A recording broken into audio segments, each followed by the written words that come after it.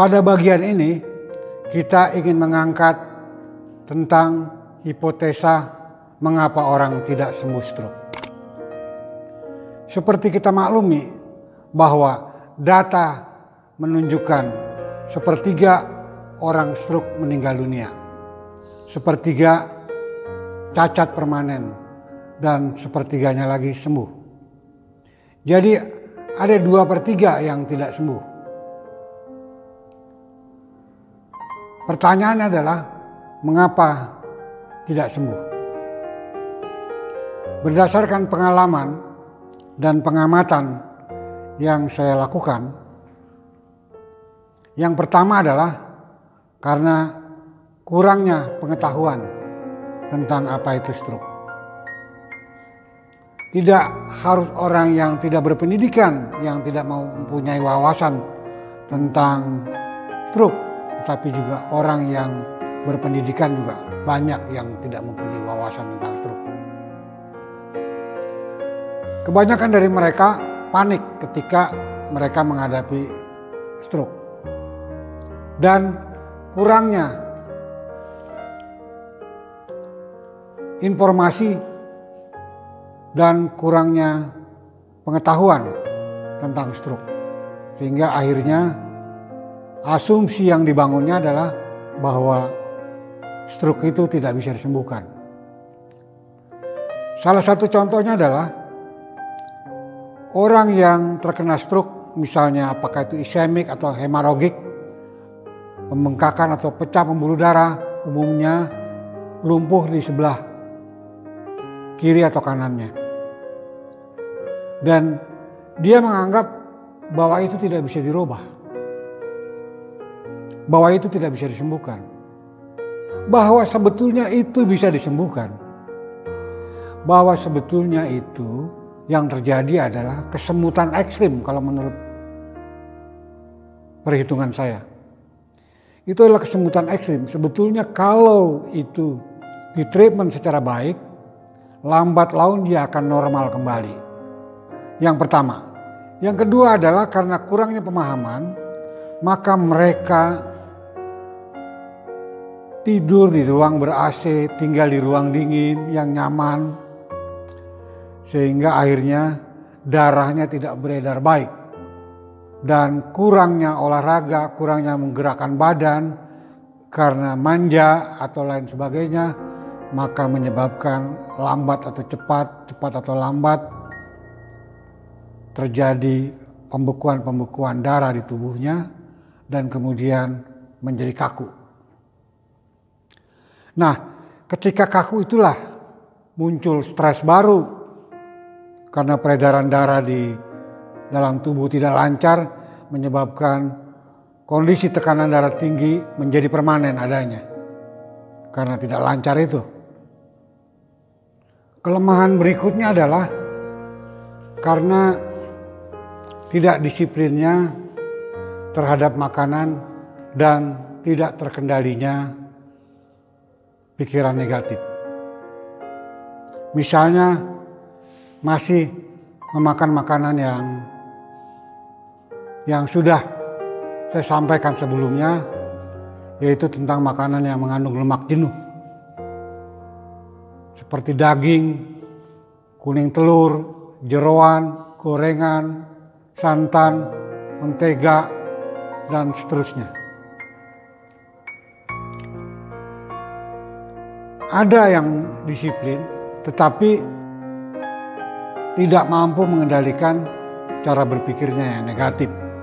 Misalnya masih memelihara sakit hati, masih memelihara kekecewaan, dan pikiran-pikiran itu yang sejenisnya. Padahal pikiran-pikiran negatif itu akan menyebabkan meningkatnya tekanan darah tinggi diastolik yang di bawah itu. Saya punya pengalaman ketika di awal-awal stroke, saya selalu memegang alat tensi digital yang saya tidak sebutkan mereknya. Saya selalu mengukur. Apabila saya gelisah sedikit saja, maka tekanan darah tinggi diastolik yang di bawahnya itu meningkat. Selalu begitu. Apalagi kalau saya gelisah dan kemudian saya marah, itu meningkat. Jadi saya berkesimpulan bahwa tekanan darah tinggi diastolik itu yang menurut dokter yang di bawah itu berbahaya, memang betul. Masih banyak orang yang terkena stroke tidak bisa mengendalikan berpikir negatifnya itu. Sampai di sini kita pada satu kesimpulan sementara, bahwa kegagalan sembuh stroke itu diakibatkan karena diawali oleh kegagalan di dalam mengendalikan pola makan dan pola pikiran. Banyak orang yang tidak menyadari bahwa penyakit stroke itu adalah penyakit yang luar biasa. Karena itu dihadapinya harus luar biasa. Perubahan perilaku pun harus berubah secara revolusioner apabila ingin sembuh. Karena tanggung jawab untuk sembuh itu bukan tanggung jawab keluarga, bukan tanggung jawab orang lain, tapi adalah tanggung jawab diri kita sendiri.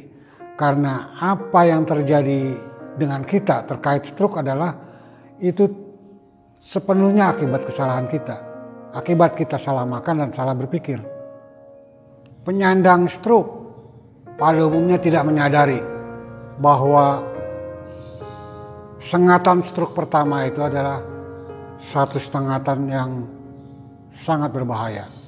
Dan apabila terjadi serangan stroke kedua akan lebih buruk dari yang pertama. Dan pada umumnya orang yang terkena serangan ketiga akan meninggal atau cacat permanen. Itu yang orang kurang sadari. Akhirnya mereka abai bahwa mereka sesungguhnya dibayang-bayang oleh serangan stroke kedua, sehingga mereka tidak waspada. Padahal seharusnya ketika mereka kena serangan pertama, mereka itu sesungguhnya punya kewajiban diri untuk agar jangan terjadi serangan kedua. Bagaimana caranya? Caranya dirubah pola perilaku dan pola berpikir. Kalau yang biasanya tidak olahraga, olahraga. Yang biasanya malas, tidak malas. Yang biasanya makan rakus, tidak rakus. Semua dibalik. Nah, yang terjadi adalah tidak seperti itu. Mereka membiarkan dengan seleranya sendiri. Maka itulah yang menyebabkan salah satunya orang tidak sembuh stroke. Hal lain yang menyebabkan orang gagal sembuh stroke adalah karena telah hilangnya semangat. Hilangnya motivasi diri. Tidak mampu lagi membangun obsesi dan harapan. Karena itu, hanya satu saran saya. Apabila ingin sembuh stroke, apapun tingkatannya kepada sahabat-sahabat stroke, mulailah berpikir positif dengan cara membangun semangat dan harapan. Masih banyak yang bisa kita lakukan sepanjang napas masih di kandung badan. Demikianlah hipotesa saya tentang mengapa orang gagal sembuh, yang perlu dibuktikan oleh para penyandang stroke masing-masing. Apakah demikian adanya? Kalau demikian adanya, mari kita lakukan revolusi dalam berpikir, dalam bersikap, dan dalam bertindak. Revolusi dalam mencari perubahan untuk diri kita sendiri agar kita bisa sembuh. Sekian, sampai berjumpa kembali di cerita-cerita stroke berikutnya. Terima kasih. Assalamualaikum warahmatullahi wabarakatuh.